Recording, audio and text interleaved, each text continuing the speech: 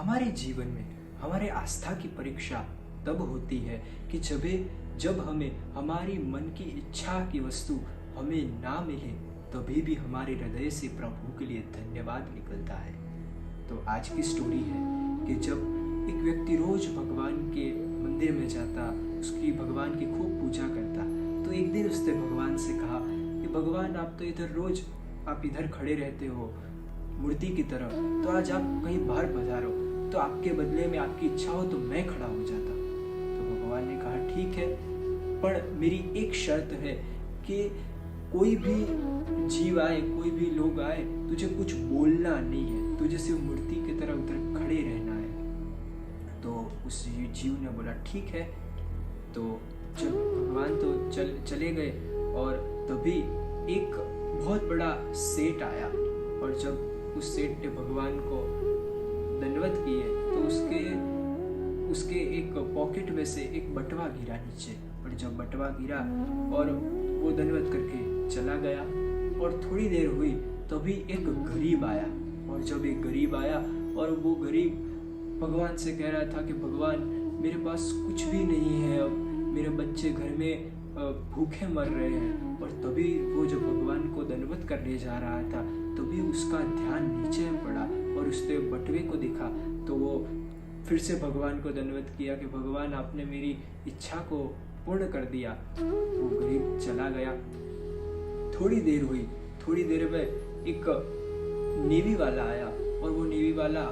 एक समुद्र की यात्रा में जाने वाला था, और वो समुद्र की जब यात्रा में जाने वाला था और भगवान से कह रहा था कि भगवान, अब आप ही कुछ भी हो, आप ही मेरी रक्षा करना, आप ही मेरे परिवार को आप ही संभालना, आप मेरे को बचाना। और जब थोड़ी देर हुई और तभी पीछे पुलिस आई, और पुलिस के साथ साथ वो सेठ आया, और वो सेठ ने कहा कि मेरे बाद ये जो व्यक्ति था वही आया है, तो इससे ही वो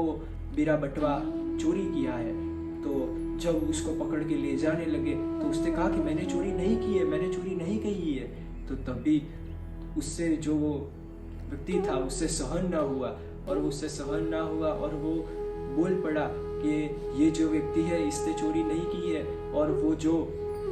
गरीब आया था उसने चोरी की है, आप उसके घर पे जाओ, आपको वस्तु मिलेगी। और जब वो उस गरीब के पास गए, और जब वो गरीब के घर पे गए और गरीब के घर पे गए, तो वही वस्तु उनके उधर से मिली। और जब सांझ हुई, भगवान जब उधर आए,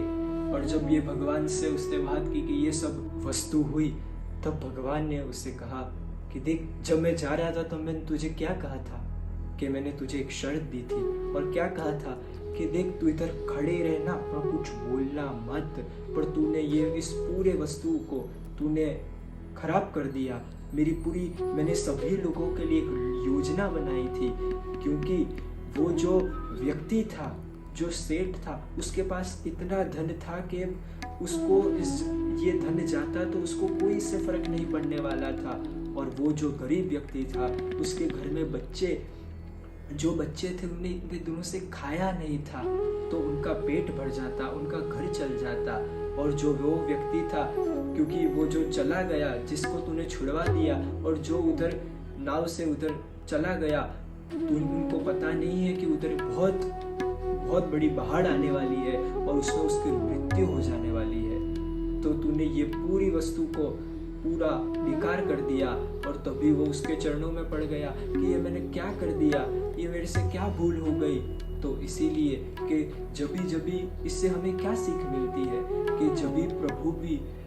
जभी हमारे जीवन में हमारी मन की इच्छा भी पूरी ना हो, तो हमें प्रभु को धन्यवाद करना चाहिए, क्योंकि वो जानते हैं हमारा हित किस में है और हमारा अहित किस में है।